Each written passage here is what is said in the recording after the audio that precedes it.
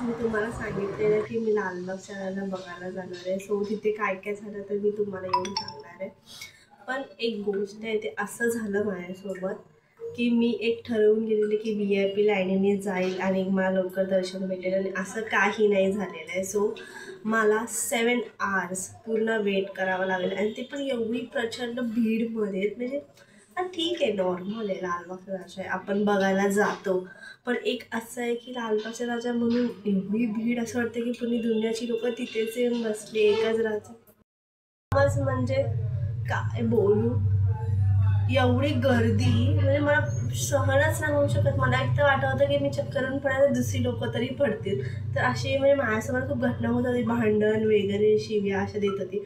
मग तिथली मॅनेजमेंट पण ठीक आहे, नॉर्मल आहे, त्यांना एवढं काय समजत नाही त्यातलं, पण ठीक आहे. पण एक गर्ल्स रिस्पेक्ट म्हणून बोलतात ना, ते देतात. कारण माझ्यासोबत असं झालेलं, मी पुन्हा एका बॉईजच्या ग्रुपमध्ये एकटी होती आणि मला घेतलं आतमध्ये, आणि माझ्यासोबत एक फ्रेंड होता, तो तिथेच राहिला. पुढे पण एक लाईन होती, मी तुम्हाला सर्व दाखवेल व्हिडिओमध्ये. सो पूर्ण लाईन होती, म्हणजे आम्ही बाहेर उभे होतो ना VIP लाईनीच्या बाहेर, तिथे 1-2 तास आम्हाला लागले. मी बोले जाऊ दे, एवढंसं लागणार आहे त्यामुळे. मग पुढे आम्ही लोक मागे गेलो, तिथे आम्हाला लागले 2 तास लागले मिनिमम आतमध्ये उभं राहायला. मग असं बोलले आता इथपर्यंत, म्हणजे बोलतात ना, तोंडावर घासवलं आणि का जायचं आपण. मग त्यानंतर मी बोलली की ठीक आहे, माझ्या फ्रेंडावर जाऊ दे, ॲडजस्ट करते. पण मला खूप ओरडायला लागले असं तसं. तर मग त्यानंतर मी बोलली की जाऊ दे, पुढे जाऊया. मग पुढे गेल्यावरती आम्हाला लिटरली 5 आवर्स गेले त्या लाईनीमध्ये. आम्ही लोक लिटरली बोरमध्ये, मी कधी एंट्री केलेली माहिती आतमध्ये. कदाचित आम्ही इथून मला पण नंतर वाटलं की मी, आणि माझं फर्स्टच इयर होतं की मी लालबागच्या राजाला जाणार होती. त्याच्या आधी पण मी गेली नाही, आणि आता पण पुढे बघणार बाबा, मी घरूनच पाया पडेल. सो मग मी काय करू, त्यासाठी मी भूक पण लागलेली मला. सो मग कुठे दुकानं बंद असतात 1 वाजता त्या रायनीला. सो आम्ही लोक वरतून स्कायवॉकने येत होतो. सो खाली आम्ही बघितलं एकदम प्रचंड भीड. असं मला एकतर मला असं वाटत होतं की झोंबी फिलिंग, म्हणजे झोंबीच्या पिक्चरमध्ये असं दाखवतात की खाली झोंबी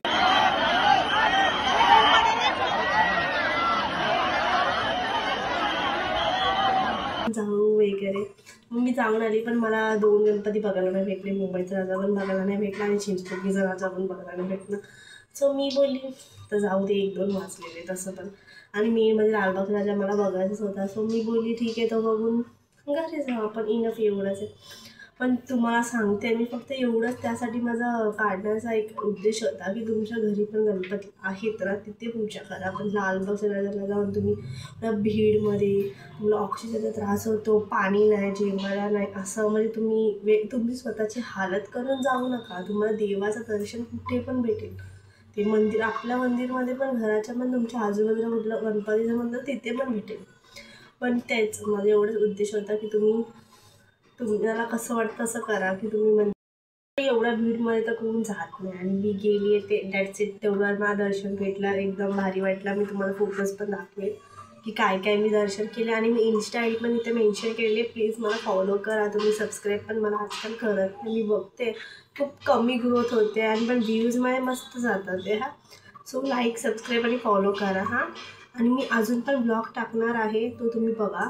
पण थोडं कसं आहे, मला माझं घर शिफ्टिंग करायचं आहे. सो त्याचा पुन्हा ब्लॉग येऊन जाईल, हार्डली 1 मंथ लागेल त्यासाठी.